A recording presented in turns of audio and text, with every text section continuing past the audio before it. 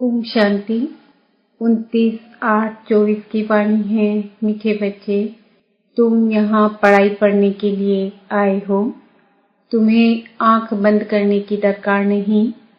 पढ़ाई आंख खोलकर पढ़ी जाती है। प्रश्न: भक्ति मार्ग में कौन सी आदत भक्तों में होती है जो अब तुम बच्चों में नहीं होनी चाहिए? उत्तर: भक्ति में किसी भी देवता की मूर्ति के आगे जाकर कुछ न कुछ मांगते रहते हैं। उन्हों में मांगने की ही आदत पड़ जाती है। लक्ष्मी के आगे जाएंगे तो धन मांगेंगे, लेकिन मिलता कुछ नहीं। अब तुम बच्चों में यह आदत नहीं। तुम तो बाप के वर्षे के अधिकारी हो। तुम सच्चे विचित्र बाप को देखते रहो। इसमें ही तुम्हारी सच्ची कमाई है। ओम शांति। रूहानी बाप बैठ रूहानी बच्चों को समझाते हैं। यह पाठशाला है, परंतु यहाँ कोई चित्र अर्थात देहधारी को नहीं देखना है। यहाँ देखते भी बुद्धि उस तरफ जानी चाहिए जिसको कोई चित्र नहीं है। स्कूल में बच्चों का अटेंशन हमेशा टीचर में रहता है, क्योंकि वह पढ़ाते हैं, तो जरूर उनका सुनना है, फिर रेस्पॉन्ड करना है।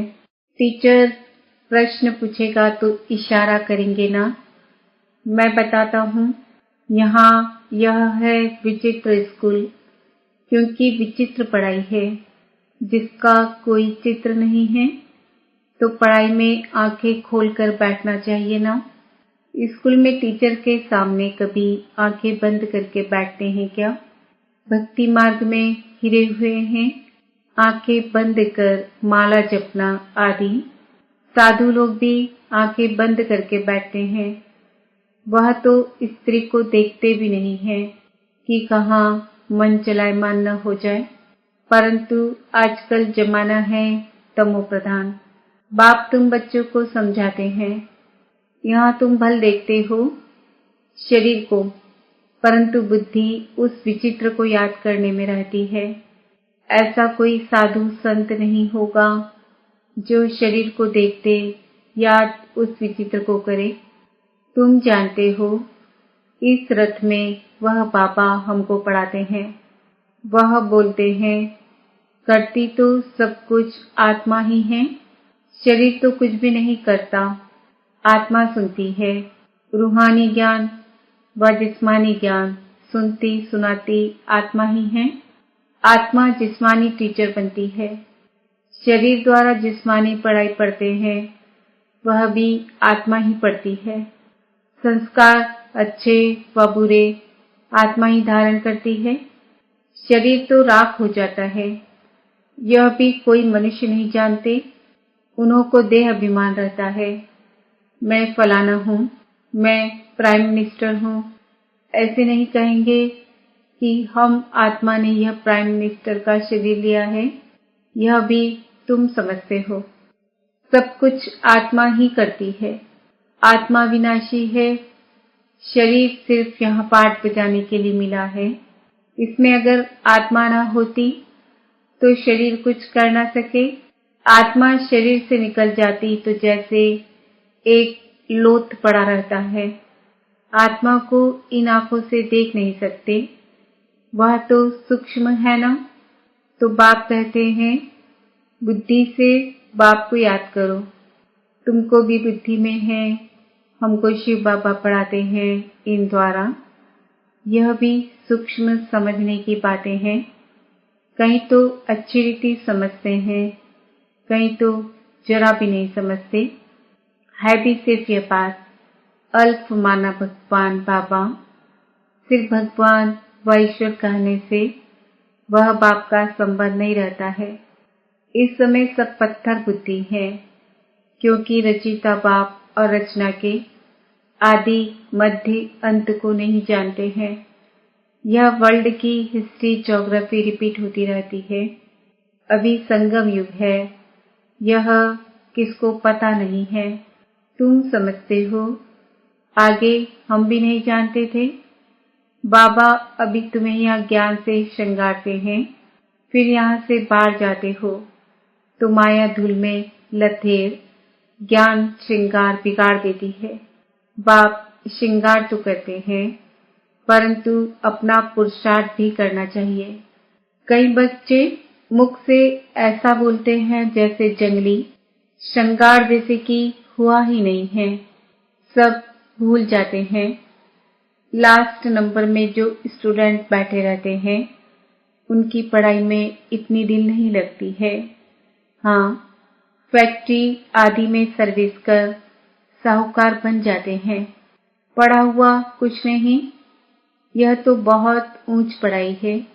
पढ़ाई बिगड़ तो भविष्य पद मिल नहीं सकता है। यहाँ तुमको फैक्ट्री आदि में बैठकर कोई काम नहीं करना है जिससे धनवान बनना है। यह तो सब कुछ खलास होना है, साथ में चलेगी सिर्फ अविनाशी कमाई। तुमको मालूम है, मनुष्य मरते हैं तो खाली हाथ जाते हैं, साथ में कुछ भी ले नहीं जाएंगे। तुम्हारे हाथ बढ़ तो जाएंगे। इसको कहा जाता है सच्ची कमाई। यह सच्ची कमाई तुम्हारी होती है 21 जन्मों के लिए।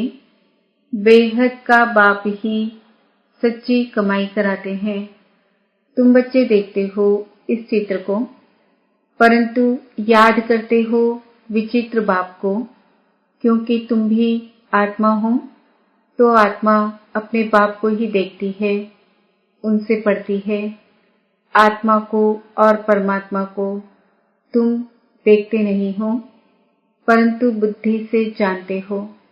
हम आत्मा अविनाशी हैं, यह शरीर विनाशी है। यह बाप भी भल सामने तुम बच्चों को देखते हैं, परंतु बुद्धि में है कि आत्माओं को समझाते हैं। अभी बाप तुम बच्चों को जो सिखलाते हैं वह सच ही सच है, इसमें झूठ की रत्ती नहीं। तुम सचखंड के मालिक बनते हो। यह है झूठखंड। झूठखंड है कलयुग, सचखंड है सतयुग। रात दिन का फर्क है। सतयुग में दुख की बात होती नहीं, नाम ही है सुखधाम। उस सुखधाम का मालिक तो बेहद का बाप ही बनाएंगे। उनका कोई चित्र नहीं और सबके चित्र है। उनकी आत्मा का नाम फिरता है क्या? उनका नाम ही है शिव, और सबको आत्मा ही आत्मा कहते, बाकी शरीर का नाम पड़ता है। शिवलिंग है निराकार, ज्ञान का सागर, शांति का सागर। यह शिव की महिमा है। वह बाप भी है, तो बाप से जरूर वर्षा मिलना है। रचना को रचना से वर्षा नहीं मिलता। वर्षा रचिता देंगे अपने बच्चों को। अपने बच्चे होते भाई के बच्चों को वर्षा देंगे क्या? यह भी बेहद का बाप अपने बेहद के बच्चों को वर्षा देते हैं। यह पढ़ाई है ना। जैसे पढ़ाई से मनुष्य बैरिस्टर आदि बनते हैं, पढ़ाने वाले से और पढ़ाई से योग रहता है। यह तो पढ़ाने वाला है विचित्र। तुम भी आत्माएं विचित्र हो। बाप कहते हैं मैं आत्माओं को पढ़ाता हूँ। तुम भी समझो हमको बाप पढ़ाते हैं। एक ही बार बाप आकर पढ़ाते हैं। पढ़ती तो आत्मा है ना। दुख सुख आत्मा भोगती है, परंतु शरीर द्वारा। आत्मा निकल जाए तो फिर भल शरीर को कितना भी मारो, जैसे मिट्टी को मारते हो। तो बाप बार बार समझाते हैं अपने को आत्मा समझ, बाप को याद करो। यह तो बाबा जानते हैं, नंबर वार धारणा करते हैं। कोई तो बिल्कुल जैसे बुद्धू है, कुछ नहीं समझते। ज्ञान तो बड़ा सहज है, अंधा लूला लंगड़ा भी समझ सकते हैं, क्योंकि यह तो आत्मा को समझाया जाता है ना। आत्मा लूली लंगड़ी नहीं होती, शरीर होता है। बाप कितना अच्छी रीति बैठ समझाते हैं, परंतु भक्ति मार्ग की आदत आंख बंद करके बैठने की पड़ी हुई है, तो यहाँ भी आंखें बंद कर बैठते हैं जैसे मतवाले। बाप कहते हैं आंखें बंद ना करो। सामने देखते हुए भी बुद्धि से बाप को याद करो, तभी विकर्म विनाश होंगे। कितना सहज है। फिर भी कहते, बाबा हम याद नहीं कर सकते हैं। अरे लौकिक पाप जिससे हद का वर्षा मिलता है, उनको तो मरने तक भी याद करते। यह तो सब आत्माओं का बेहद का पाप है, उनको तुम याद नहीं कर सकते हो।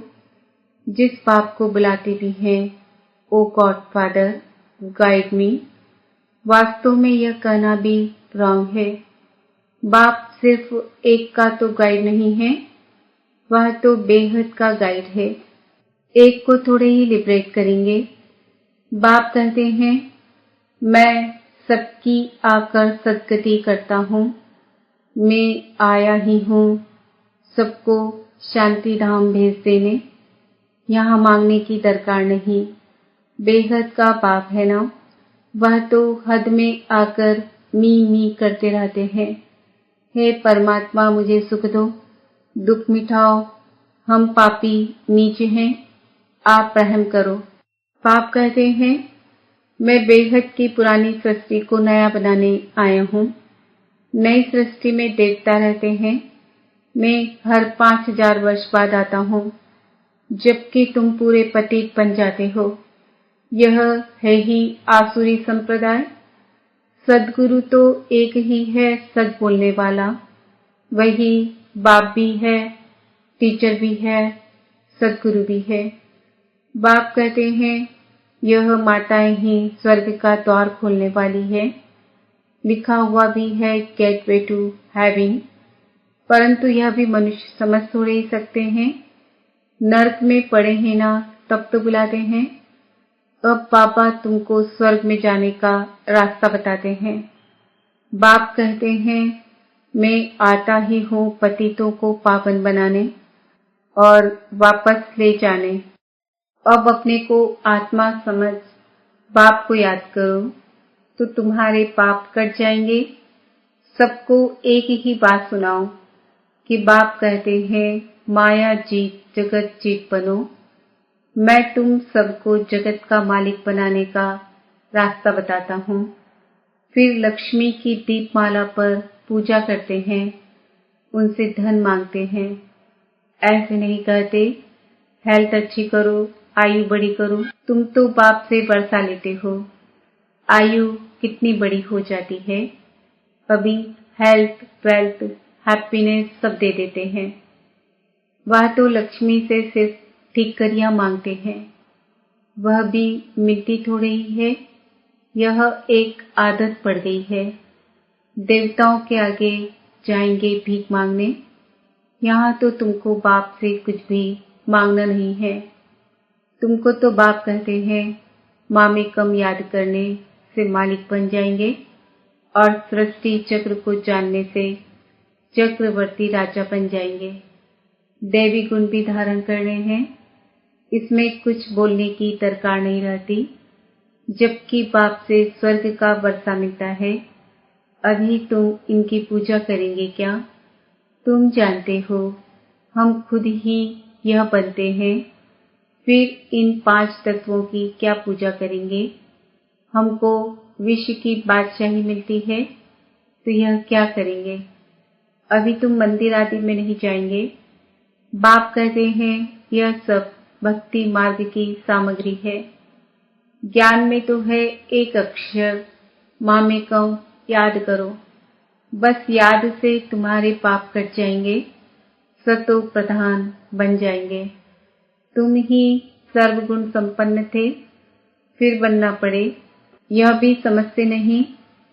पत्थर बुद्धियों से बाप को कितना माथा मारना पड़ता है, यह निश्चय होना चाहिए। यह बातें कोई भी साधु संत आदि बता न सके, सिवाय एक बाप के। यह कोई ईश्वर थोड़ी ही है, यह तो बहुत जन्मों के अंत में है। मैं प्रवेश ही उनमें करता हूँ जिसने पूरे 84 जन्म लिए हैं। गावड़े का छोरा था, फिर श्याम सुंदर बनते हैं। यह तो पूरा गावड़े का छोरा था, फिर जब कुछ साधारण बना तो बाबा ने प्रवेश किया, क्योंकि इतनी भट्टी बननी थी। इन्हों को खिलाएंगे कौन, तो जरूर साधारण भी चाहिए ना। यह सब समझने की बातें हैं। बाप खुद कहते हैं, मैं इनके बहुत जन्मों के अंत में प्रवेश करता हूँ, जो सबसे पतित बना है, फिर पावन भी वही बनेंगे। 84 जन्म इसने लिए हैं। तत्वम एक तो नहीं, बहुत है ना। सूर्यवंशी चंद्रवंशी बनने वाले ही यहाँ आते हैं नंबरवार पुरुषार्थ अनुसार, बाकी ठहर नहीं सकेंगे। देरी से आने वाले ज्ञान भी थोड़ा सुनेंगे, फिर देरी से ही आएंगे। अच्छा, मीठे मीठे सिकिलते बच्चों प्रति माता पिता बाप दादा का याद प्यार और गुड मॉर्निंग। रूहानी बाप की रूहानी बच्चों को नमस्ते। हम रूहानी बच्चों की रूहानी माता पिता बाप दादा को याद प्यार गुड मॉर्निंग नमस्ते ओम शांति। धारणा के लिए मुख्य सार। बाप जो ज्ञान श्रृंगार करते हैं, उसे कायम रखने का पुरुषार्थ करना है। माया की धूल में ज्ञान श्रृंगार बिगाड़ना नहीं है। पढ़ाई अच्छी रीति पढ़कर अविनाशी कमाई करनी है।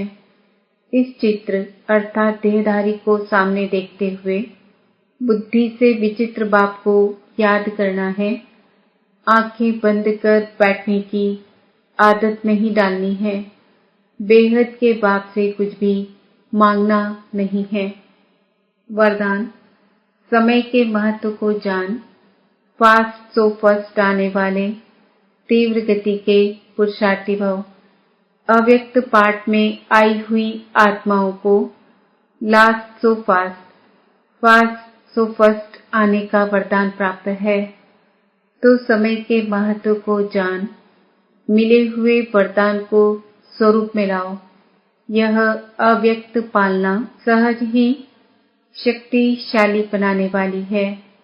इसलिए जितना आगे बढ़ना चाहो बढ़ सकते हो। बाप दादा और निमित्त आत्माओं की सर्व के प्रति सदा आगे उड़ने की दुआएं होने के कारण तीव्र गति के पुरुषार्थ का भाग्य सहज मिला हुआ है। स्लोगन। निराकार सो साकार के महामंत्र की स्मृति से निरंतर योगी बनो। आज का स्वमान है, मैं आत्मा तीव्र गति की पुरुषार्थी हूँ।